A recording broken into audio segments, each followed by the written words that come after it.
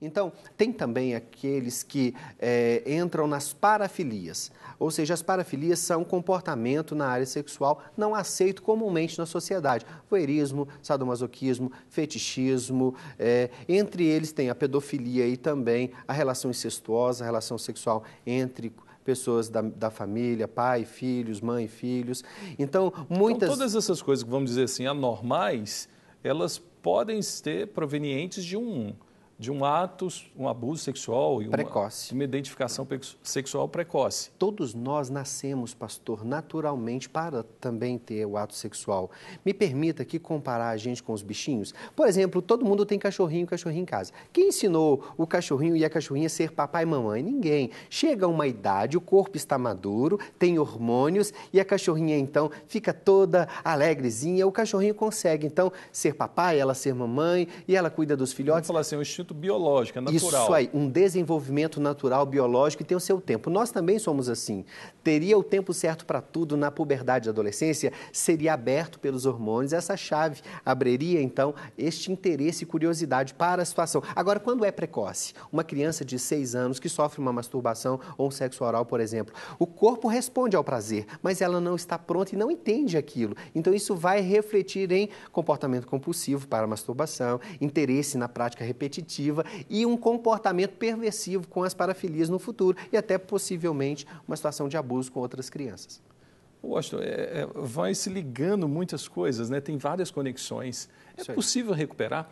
Há pouco tempo eu ouvi algo que me impressionou muito em um noticiário aqui de Minas, que não existe ex-pedófilo. Essa pode ser uma afirmação, porque nós partimos do pressuposto que em Cristo todas as pessoas podem ser regeneradas. Mas essa pessoa põe muito enfática em dizer um ex-pedófilo não existe. Ele será assim. É por aí mesmo o caminho? Pastor, este é um assunto na área da ciência ainda novo. A relação sexual adulto-criança, eu entendo que sempre existiu. Só que é um assunto contemporâneo, para os nossos dias. Este assunto tem sido estudado pela comunidade científica acadêmica do mundo inteiro. Eu participei há 2 anos atrás de um seminário, um simpósio latino-americano, que discutia a multidisciplinaridade das ofensas sexuais, ou violência, ou abuso. Então, por ser um assunto ainda novo na ciência, não se conhece um tratamento eficiente dentro da ciência, seja uma castração química, ou seja, ele apenas tira a libido. Terrível Prender isso. não resolve porque ele fica preso, ele piora a situação. Na sexta-feira gravamos um programa onde o Cirlon e outras pessoas da área do direito trabalhou esse assunto, porque ele fica preso 3, 4 anos, ele sai, ele continua com o desejo. Jesus pode mudar, sim. Nós temos trabalhado também abusadores, eu já atendi alguns abusadores, ou pessoas também que tinham atração sexual por criança, que nunca tocaram em criança, mães e pais também, mães que tinham... Pelos próprios filhos? Pelos próprios filhos, filhos biológicos, e é difícil de atender porque a família se desfaz, ou seja, a família toda, a família estendida, os pais do abusador, então, mas tem solução e tem saída, assim como a homoafetividade, por exemplo, diz que não tem cura, e nós sabemos de pessoas que casaram, tiveram filhos e têm uma vida boa, essa pessoa, Charles, talvez vai ter uma marca para a vida inteira, talvez ele vai lutar contra algo a vida inteira. Alguém que experimenta droga, por exemplo, o crack ou a cocaína, ele sabe o efeito, ele vai fugir daquela situação de possível consumo, de lugar onde tem a droga, ele vai lutar para o resto da vida porque ele já experimentou e sabe o prazer. Mas tem trabalhos hoje de psicologia, psicopedagogia, que fortalece muito as pessoas que sentem atração sexual por criança. Mas como ciência, verdadeiramente ainda não temos uma resposta. Mas pode-se procurar ajuda, pode ser livre disso. A igreja está aí para isso.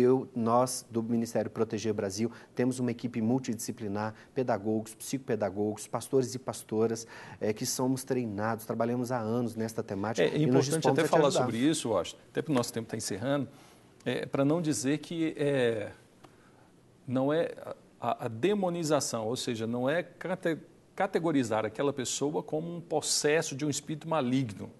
Ou seja, porque às vezes as pessoas tendem a achar assim, não, aquilo é o diabo, é só expulsar o capeta que vai embora. Tem situações que são biológicas, patológicas. Por abuso, sofreram uma série de transtornos, não sei como seria isso, mas chega numa fase de adolescência ou adulto, ou própria criança abusando de criança, adolescente de adolescente, adulto de criança e assim vai. E isso deve ser tratado também no lado humano, como terapia, como condução, como busca, aí tem sim um apoio pastoral, que também entra o humano, o biológico, com o espiritual. Isso aí. Não é isso? Se une a isso, porque às vezes as pessoas falam, eu vou na igreja, eles vão querer me exorcizar. Não é por aí. Tem um encaminhamento, e apesar de ser o pastor, mas ele tem também uma formação, como você está dizendo, teórica, que possibilita acompanhamento e atendimento a uma pessoa dessa para ela se ver livre desse mal. Correto? Isso aí, e compaixão, né, pastor? Porque lidar com o abusador... Não somos o acusador, nós pastor, somos aquele que ama. Lidar com o abusador não é fácil para ninguém, porque muitas vezes a gente tem um olhar para a vítima, e é isso mesmo que tem que ter. Mas quando o abusador chega, tem um caso recente que ele chegou e falou para o pastor, pastor, me mata, me envia para a delegacia, me prende, faz o que quiser comigo, mas me ajuda, eu não consigo sair disso. Então, se nós, como igreja, que somos o único lugar capaz de trazer restauração, Lázaro estava morto há 4 dias. Tem jeito para um morto de 4 dias? Não, mas pelo Espírito Santo de Deus teve. Então, para qualquer situação. E qual o pecado é mais grave? De um abusador de criança ou da mentira? Nós, como igreja, temos que trazer a resposta para isso, né? Washington, muito obrigado pela sua participação. A gente deixa aí os contatos, né, do salvesuafamilia.com.br. O Washington já esteve aqui uma vez falando sobre pornografia, recebemos inúmeros e-mails e ele também em contato. Então, nessa área de sexualidade, pornografia com dificuldade, pedofilia, abuso infantil, se você foi abusado ou não, ou sofreu algum tipo de abuso, ou é um abusador, sente atração, quer se ver livre disso, que consome a sua alma, a sua história, pode enviar o e-mail para menteaberta@redesuper.com.br. Eu faço questão de caminhar ao Washington, ou você pode também acessar aí salvesuafamilia.com.br. Bom, eu quero te agradecer e olha, tenha uma mente aberta, não tenha medo de estudar, de conversar sobre isso com adolescentes, com crianças, e se porventura é o caso de alguém que você conhece, esse transtorno na sua história, não tenha medo, abra sua cabeça para procurar ajuda. É muito melhor ficar vermelho 3 minutos e contar aquilo que acontece do que viver uma vida inteira tendo que esconder algo que vai roubar a sua paz.